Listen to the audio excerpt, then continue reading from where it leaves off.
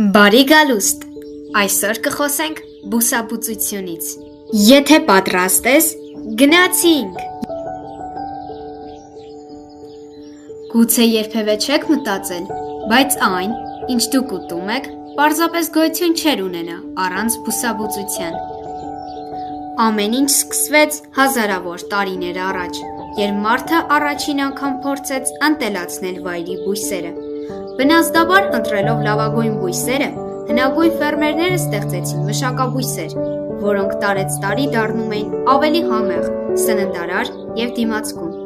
Երբ Գրեգոր Մենդելի նման գիտնականները բացահայտեցին ժառանգականության գաղտնիքները, նրանք հիմք դրեցին բույսերի գենետիկայի մասին մեր ժամանակակից պատկերացումներին։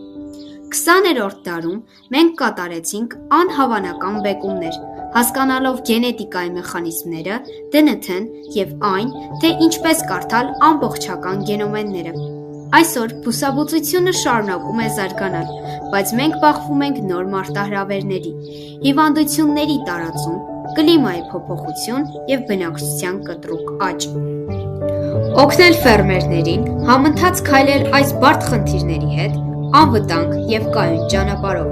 Սա շարունակում է մնալ բուսաբուծողների գլխավոր նպատակը՝ ապահովելու մեր մոլորակի պարենային անվտանգությունը։ Մենք ձգտում ենք գտնել լուծումներ, որոնք կծառայեն թե մարդուն, թե բնությանը։ Մենք արդեն գիտենք, թե ինչպես է բուսաբուծությունը աշխատում նուրբ մոլեկուլային մակարդակում։ Երբ գիտնականները խաչասերում են երկու բույսեր, ստացված սերունդը իր մեջ կրում է երկու ծնողների հատկանիշների նոր ու եզակի խառնուրդ։ Սակայն մեկ ցանկալի հատկանիշ առանձնացնելու համար երբեմն պահանջվում են տարիներ։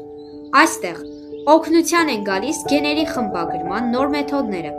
որոնք թույլ են տալիս աշխատել ԴՆԹ-ի հետ,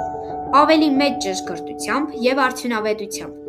Սա մեզ հնարավորություն է տալիս արագ արձագանքել փոփոխվող աշխարհի պահանջներին։ Իսկ ինչ է սպասվում մեզ ապագայում։ Առաջին՝ ավելի կայուն սննդի արտադրություն, երկրորդ՝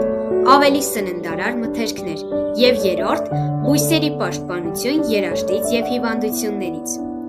Դարավոր սկզբունքները միավորելով նոր տեխնոլոգիաների հետ, մենք պատրաստ ենք դիմակայել 21-րդ դարի մարտահրավերներին։ Շնորհակալություն ունկնդրելու համար։